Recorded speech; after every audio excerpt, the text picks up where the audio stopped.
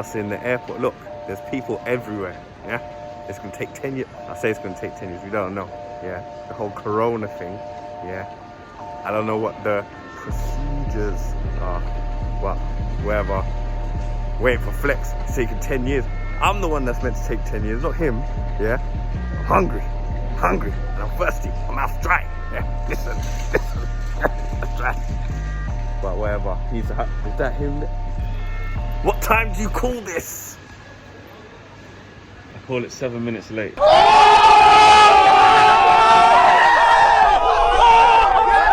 Disgraceful. He's relegated. He's relegated. But I was actually here at the right time. I just went to the wrong car park. So, you know, this isn't a road trip / European vlog. If little things don't go wrong, I just go mad when the big things go wrong. But you know, we're here early. Let's get food. Yeah. Let's go. Well, no, not just food. Let's get the certificate to fly out. Let's get past it. Yeah, let's do that. Then we get food. Yeah. We're here, mate. It's nice little comfy seats, business plus and that. Didn't know that. I could do with that. But over to Copenhagen. Might go for a nice little sleep. I need a little juice or something. A little brandy and coke to celebrate. Celebrate freedom. Celebrate freedom. And actually, I'm surprised they've got actually like bare films and that. This is such a short haul flight. I didn't think they would have this. Could have to go for a little bit of Family Guy or something, or Only Fools and Horses.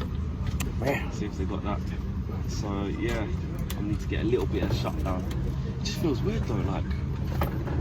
I still don't feel like I'm actually going somewhere. Like, do you know what I'm saying? We haven't been like on a plane to go somewhere for ages. So.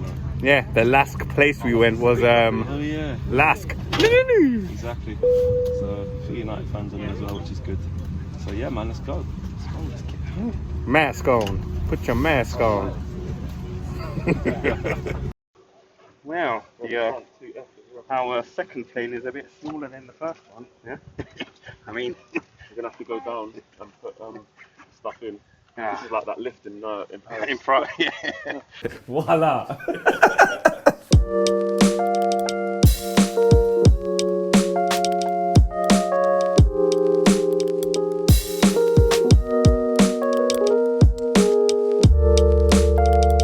You lot know what I'm like. You lot know what I'm like.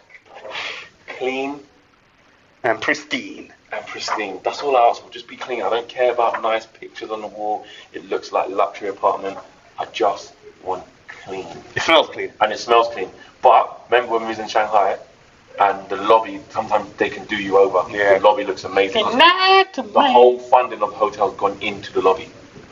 Let's hope this is the case.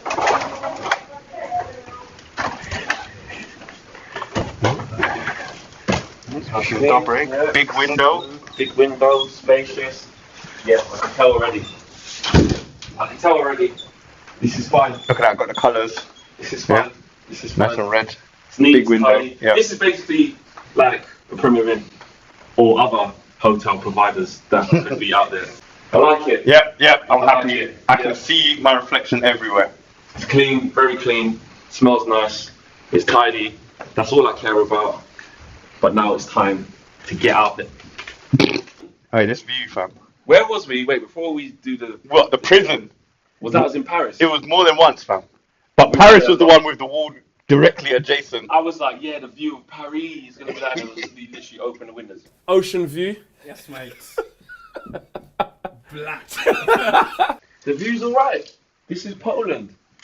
I've never been Poland before. Have you been Poland before? Yeah, totally. The motherland. Oh, yeah, half Polish. Yeah, totally. Oh, there's a stadium. Oh, yeah, right there. There's a How stadium. convenient. That is pretty big close. Gold bowl over there. Yeah, if you can see it. So, yeah, man, the room's clean. We got a nice view. And now we're gonna get out there and Let's see open what's the going curtain. on. Let's get in the spirit of this final.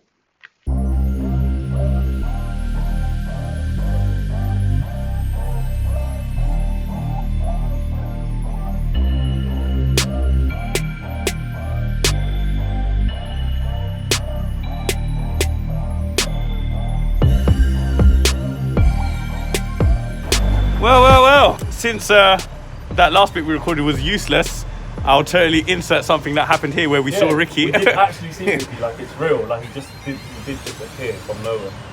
I feel like maybe me, Ricky, might be the only Man United fans here.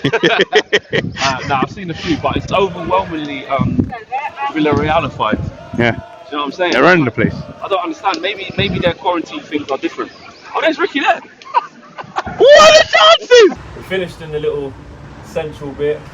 It does, like now it is sinking in that obviously there'll be more like people there when tomorrow comes, but there is a lot of Villareal fans and hardly any Man United fans what I've seen. But also what I would say is that you can tell it's corona-fied.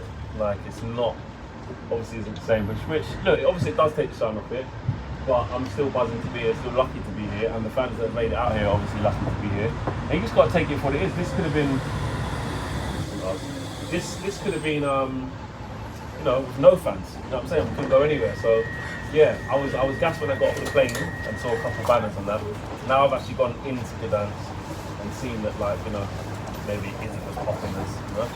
But tomorrow will be a different buzz, and then there will be more fans there, and a lot of Man United fans on a day trip as well. So they're doing the whole, you know, go and come back on the same day. So we'll see what's happening tomorrow. We shall see. I'm going to get to the stadium, check it out, and we'll see you then. What's going on, people? We're here in Gdansk in Poland. The weather is bad. It is as it stands. But it's the day of the final. I'm buzzing, I'm nervous. We do need to win. Team news, what we do know so far, Eric Bailly probably tripped over a couple of cones and bibs, needed some medical attention.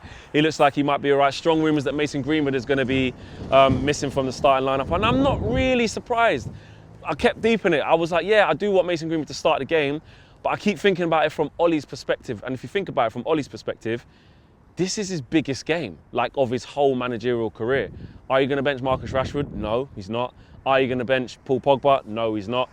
And more importantly, are you going to break up the partnership of McTominay and Fred in central midfield? Me personally, and obviously this is the head of team news, we don't know yet. Me personally, I think all the answers to those questions are no. He's already without Harry Maguire, who was sitting there, felt quite sad for him, in the dugout watching the lads train. So to be honest with you, you can see that Ollie's not going to want to stray from too many other big decisions down the middle, down his spine. Why would he change it? You know, we saw how Matic and Donny played against Wolves, and we were getting a little bit of a, oh, actually, maybe those two should play. Nah, Ollie's not going to experiment in the biggest game of his managerial career. But the stadium looks nice. It does look like a big kind of metal bowl, to be fair, but it does look nice from far. It's a shame we can't get a little bit closer, but we will later on, obviously, when we're actually in the stadium, and I'll bring you guys that as well.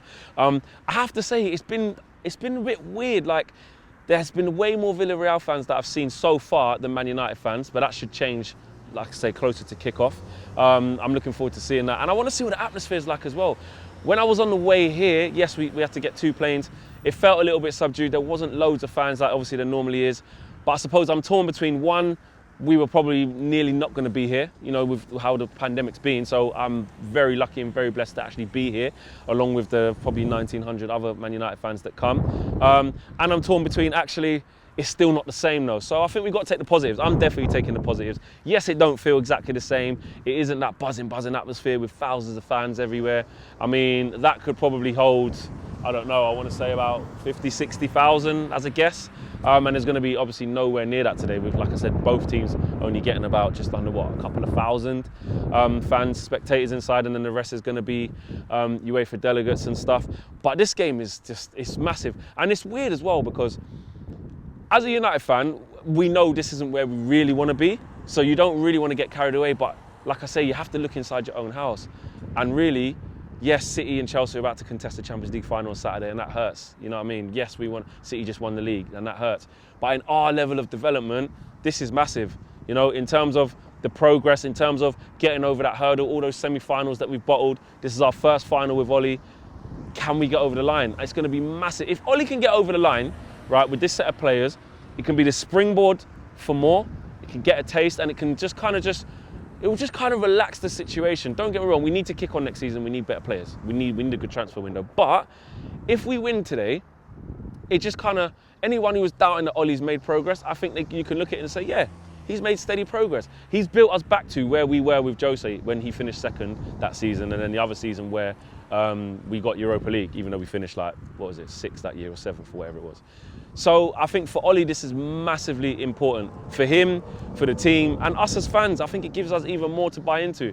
Now look, I want Ollie to stay regardless, and he will stay regardless because he's deserved it, in my opinion.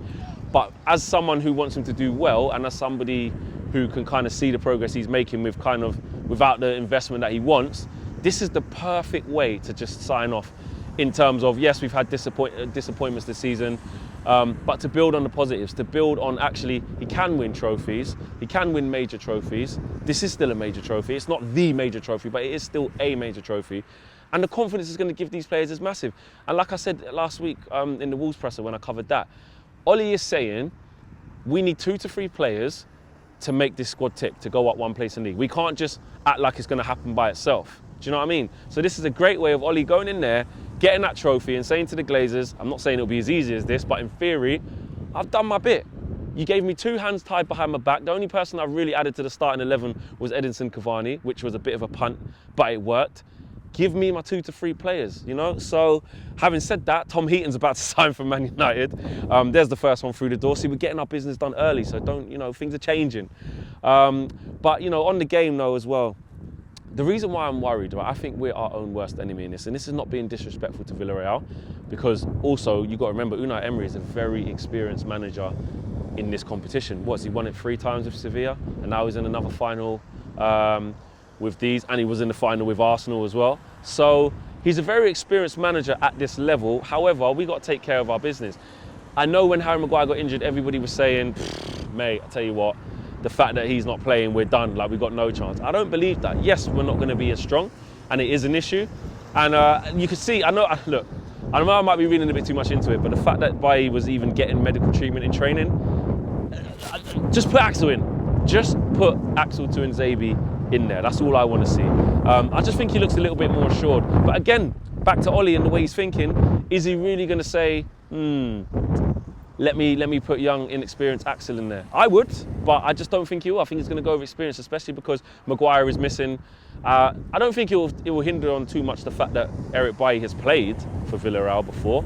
That doesn't really come into it. It's just the fact that he's experienced. Like, I know he was injured in the last Europa League final as well that we played. Maybe he might look at that in 2017 and say, oh, he missed it that time, this is his chance. So, look, Bailly can do a job. I don't want to be disrespectful to Bailly, but the way I see it right now, I just love Axel to just get it. I just feel like he's just more calm and composed in there. David De Gea must start 100%. Obviously, Wan-Bissaka, Luke Shaw left back, and Lindelof I want to see back into his rightful position as right centre back, and Axel, like I say, can play left centre back. For the purposes of the game and not changing it at the last minute and experiment, and I think he probably should go with Fred and McTominay. I know it sounds nuts and you can say, what flex? Fred's going to give away the ball, McTominay's going to be shot, he's going to be this, going to be that. And that probably will happen over the course of the game, but I think it's probably better to get the continuity. Having said that though, I would not be vexed, I would not be angry if I saw Paul Pogba in central midfield. I wouldn't. Ollie obviously doesn't trust him there for many reasons, but it depends how the game goes. It depends how the game goes. There's been times where we've seen Paul Pogba start on the left-hand side. I'm thinking of Burnley and Liverpool most recently. And then as the game's kind of gone on, we're like, what this needs is Rashford back to the left for the balance, Greenwood on the right for the balance, and Paul Pogba in central midfield alongside one of McTominay or Fred. So, look, it depends on the game. We could start Paul Pogba on the left tomorrow, Marcus Rashford on the right. And after half an hour, you're looking at it like, nah, Pogba's not really doing it there. He needs to be central to influence the game, because every game has its shelf life. So it's really difficult to say, this must be it because this is the best way. I have a general conception of that, in my opinion, but I'm open to, I've seen it before where I thought, yeah, Pogba, this is the guy, this is the right time to start in there.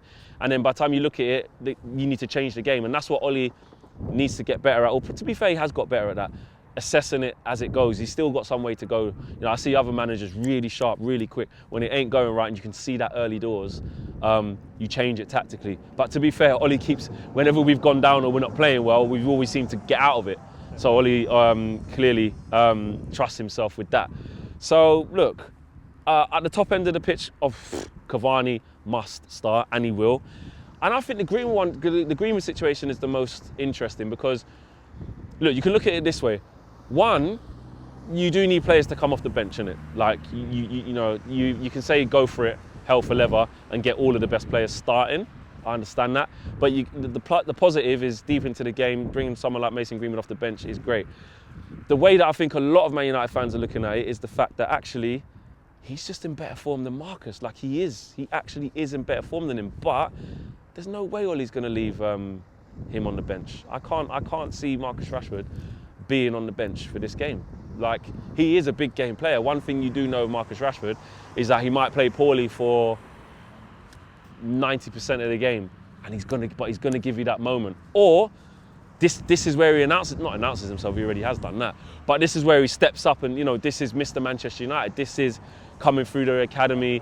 Mr. England. This is it. So yeah, you know what, Marcus Rashford, he should start the game. So that's my team. My prediction, I'm nervous AF. Yeah, I'm not gonna lie to you. I do think we'll get it done, but I don't think it's gonna be easy. I think it's gonna be tight. I think it's gonna be cagey.